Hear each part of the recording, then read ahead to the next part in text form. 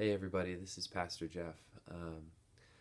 We're coming to you from quarantine, from our house in Rosemont here, and I don't know, the kids may wander their way in here at some point, but this is something I've been wanting to do.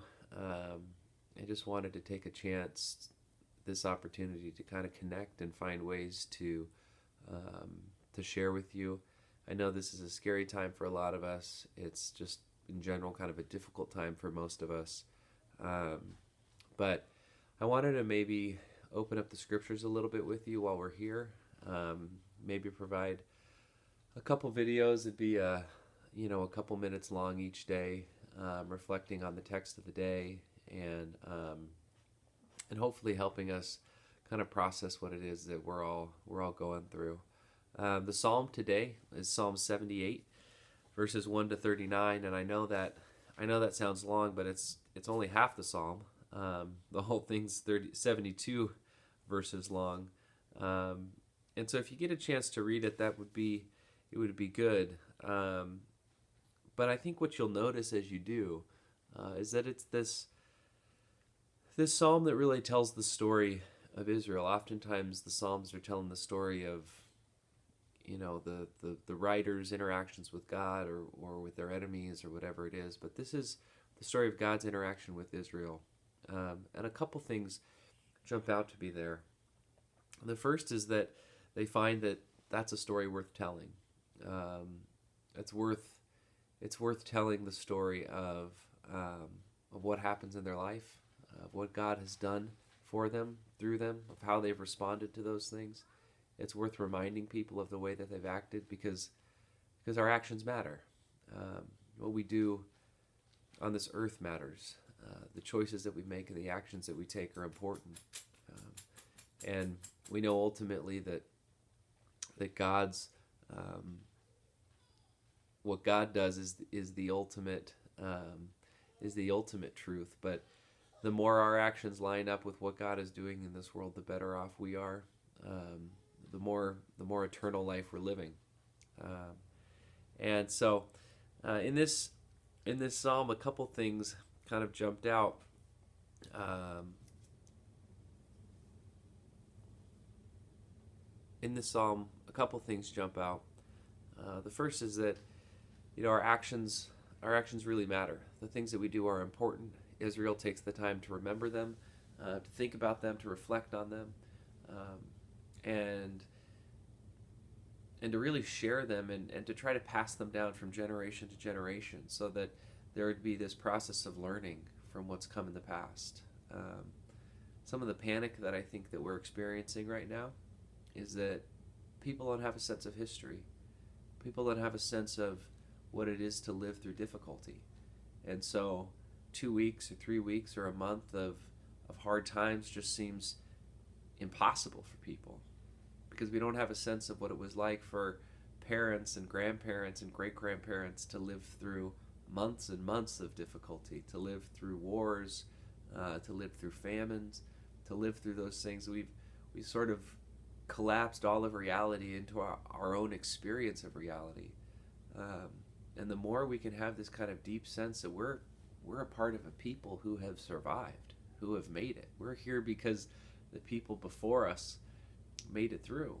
And they made it through not on simply their own strength or ingenuity or their own ability to, gather the most resources.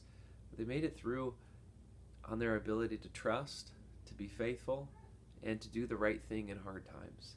Um, and and that's an important thing for us to remember. The second, um, Israel's temptation here, and the portion of Israel's history that Psalm 78 is talking about is largely their exodus out of Egypt and then their first few weeks and months in the desert. Um, as they come up out of Egypt, they see this miraculous event. God brings them through the Red Sea. After that, it really is not long at all. It's like 1, 2 chapters. They're immediately complaining. They're complaining that they don't have water, that they don't have food. They're not even to Sinai yet. They haven't even received the Ten Commandments, and they're just telling God what a bad job He's doing. Um, and God, it's just this sort of interesting response. I mean, God does pour out His grace. He pours out His mercy on them. He brings water. He brings food. He gives them bread from heaven and meat to eat, um, and it's this kind of wonderful example of God's provision. But the response of the Israelites is this response of like, well, what else can you do? You know, okay, you can bring us out of Egypt, you can part the sea, but what else can you do? And I just, it feels to me like He's here, kind of, or they're here, sort of hoarding God's grace.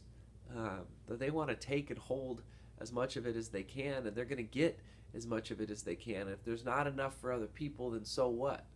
Um, and that just is not how God's grace works. God's grace is not something that you can hoard. It's like that manna, right? That if you went out and gathered it on the Sabbath, first off, there'd be none on the Sabbath, and if you hoarded more than you needed for the day, it would be rotten after one day, because there was no space to kind of take that and hoard it for yourself, to build up a storehouse for yourself. This was about being able to live day by day in the trust that God is the one who has you. God is the one who's going to support you. And that the community of God, the community of God's people, will come around and support one another. And yeah, there's going to be hard things, but all of that stuff that we're longing for, we actually find it when we're supporting one another in that difficulty. So my prayer today is that you'll be a part of that support. We're finding ways to connect with each other. We're finding ways to reach out to those who are vulnerable in this time, who could potentially be in need. If you are willing to be available to somebody who might potentially be in need, please let me know. There's a high likelihood that we'll use you, and thank you for those who have already reached out. And if you're somebody who needs a run to the grocery store or something like that, please do not hesitate to drop us a line. We want to be able to help with those things. We want to encourage you to lean on one another right now. It's what gives us, a lot of us, it's what gives us the purpose. It's what gives us direction, and it's what I'm hoping we'll see over these next few days, weeks, hopefully not months. But it's good to be with you. Take good care. Be well. God bless.